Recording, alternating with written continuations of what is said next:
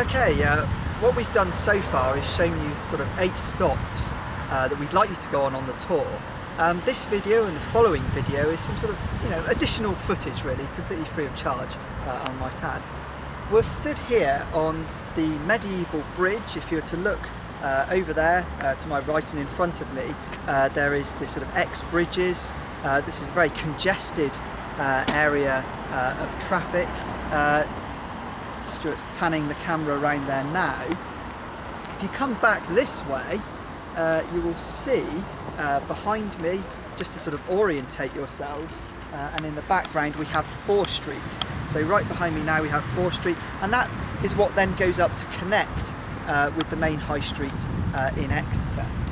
You'll see here, this is a sort of large tower. Again, it incorporates those fantastic red lithologies of the breccia and the trap, the basalt that we discussed when we were up at Rougemont Castle earlier. The significance of this site, which is sort of encased in modernity, if you will, it's surrounded by road networks, is to demonstrate to you the role that structures like this that have actually played in the sort of hydrological development of Exeter. We're standing on a segment of the original 13th century bridge, which was designed as really the main way into Exeter in the 13th century. So all traffic from the west would have come across, all significant traffic would have come across this bridge, relatively narrow by modern standards, and if you look out you can see that it's now cut off by the main road to X-bridges, notorious for its congestion, this area, should you drive around here. This is just one of the many bridges that used to cross the Ex, and it's quite hard to believe now, but Exeter used to be a tidal river, and this bridge used to be much longer. If you think of this as a tidal river, the channel was very different to how it is now.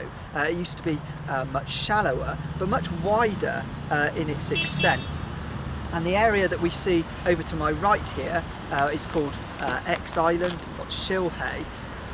This area used to be saturated. It used to be sort of marshland, and all of that area was reclaimed. The area that Stuart's pointing the camera towards was sort of all sort of reclaimed, and that area that's sort of down in that direction as you go down towards Cricklepit Mill. And it played an important part in Exeter's role in the woolen industry. Lots of woolen products were brought in to Exeter for finishing before they were sent off for sale elsewhere. This area is absolutely crucial when we think about the sort of hydrological history of Exeter, because the changes that we've seen in the channel over time are really quite significant. As I said, this used to be a channel that was really shallow. This bridge demonstrates that. It was much wider than the current bridges that we see over the Ex. And one really significant flood event, there have been many, quite logically, many flood events along the Ex over the years. One significant flood event that changed the landscape around here significantly was in October 1960.